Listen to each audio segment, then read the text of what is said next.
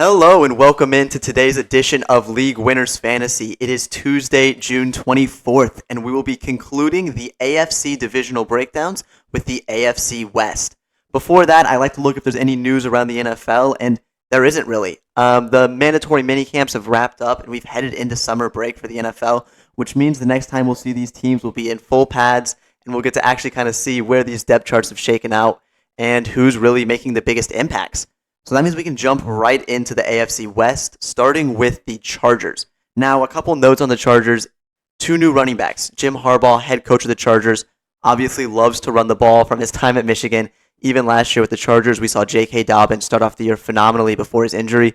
They want to run the football, and they drafted a rookie, Omarion Hampton, out of North Carolina, who they want to get the ball to. They also brought in Najee Harris, formerly with the Pittsburgh Steelers, to be a 1-2 combo punch in the backfield. What that split's going to look like will be very interesting. A lot of fantasy managers are loving Omarion Hampton, the rookie, the young legs, the guy that everybody wants to see do well. But you can't forget that Najee Harris is a good running back and a guy that you can give a lot of carries to. I expect the split to be nearly 50-50. Right now I have it 55-45 in favor of Najee Harris, with, similar to some of the other rookie running backs we've talked about on previous breakdowns, the rookie picking up more and more snaps as the season goes along. I expect them to ease Hampton into the run game because they're able to. They don't have to give him this massive workload right away. They can take it slow with him and ramp him up as the season goes along. By the time we get to fantasy playoffs, Omarion Hampton will be the RB1 on this team and will be a guy you want. But it may not be worth the draft cost because Najee Harris will likely end up going behind Hampton in drafts. And because of that, if you can go out and get Harris and potentially have Hampton on your radar as a trade target, that would be a much better strategy. Justin Herbert has a big arm that just can't be denied. He's going to throw the ball about 530 times, and he's going to spread it around, but a majority of the targets are going to be going to Ladd McConkey. The wide receiver last year out of Georgia had a great season, and I expect him to grow off of that. I think that he's clearly the best receiver in this room, and that John Harbaugh is going to do everything he can to get him the football. Harbaugh wants to get his best players the ball in their hands. McConkey is probably the best player on this team, and I expect him to receive north of 120 targets. He is currently my fifth highest projected wide receiver in the AFC, and I think he could get about 15.5 fantasy points per game on a very consistent basis as well.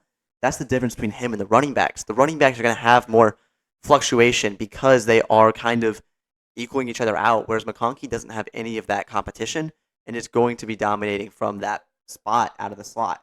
Now, Herbert I have for about 16 fantasy points a game, 4,000-ish yards and 24 touchdowns.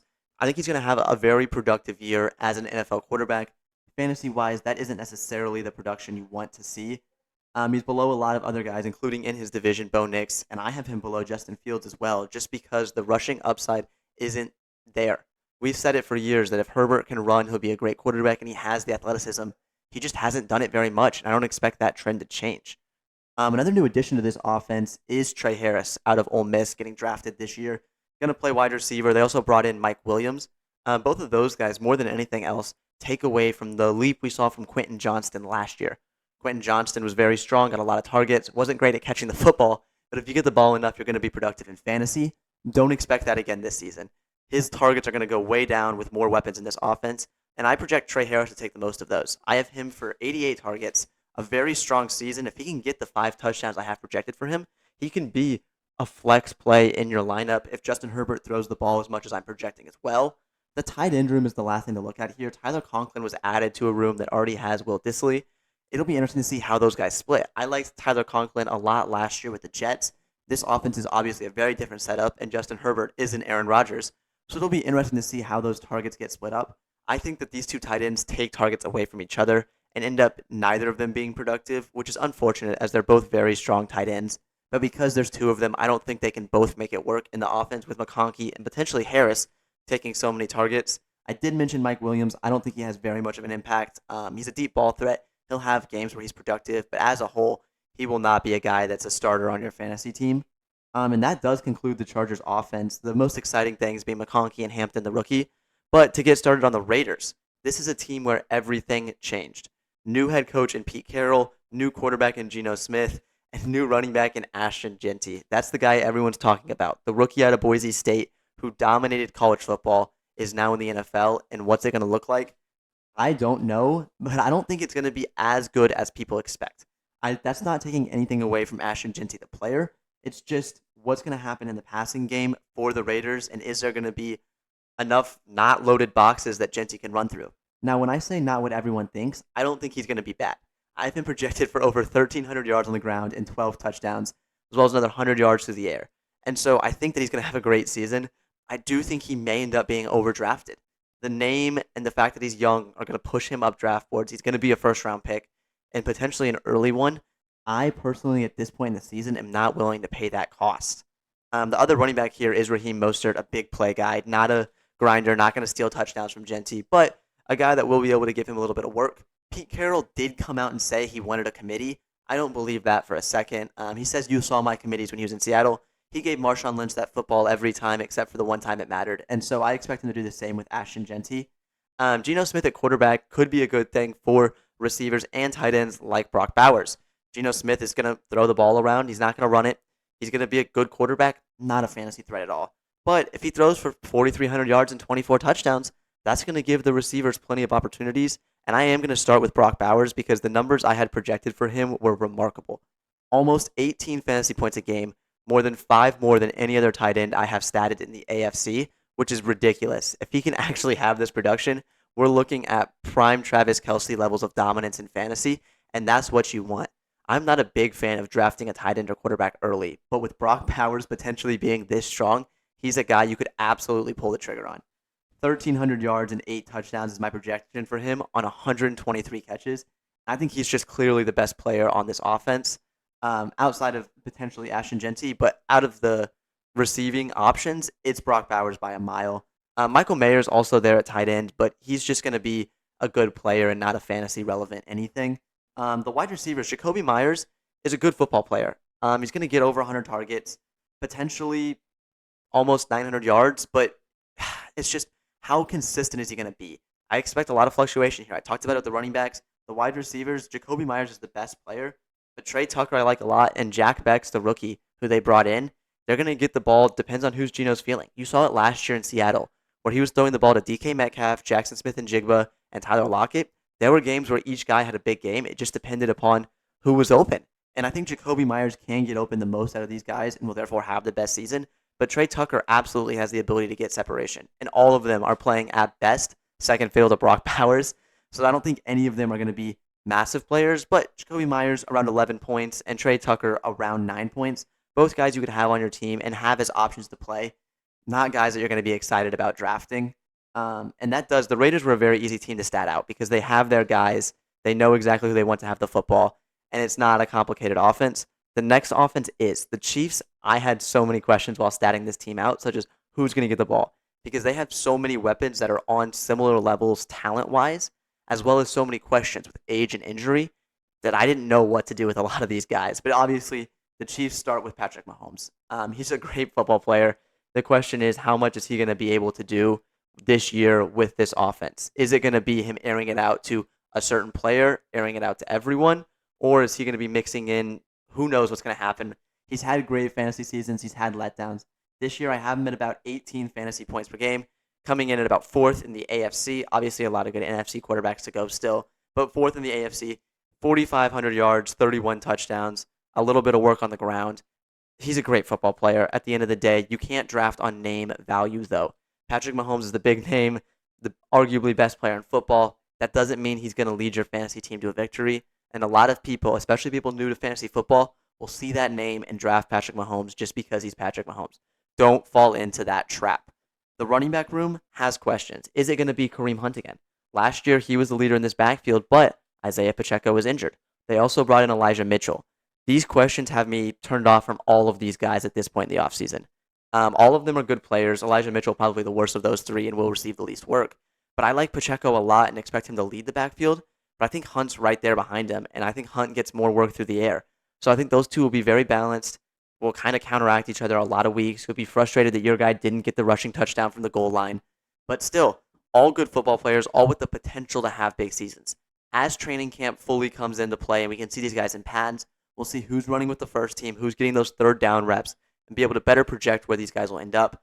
I have Pacheco around 8 points a game and Hunt around 6.5 points a game. Just with Pacheco getting more touchdowns and a little bit more rushing work, that's really where that difference comes in. Rashee Rice, a wide receiver, is a name a lot of people like a lot. I'm not nearly as high on him because I see a lot of the other guys in this room as just as talented.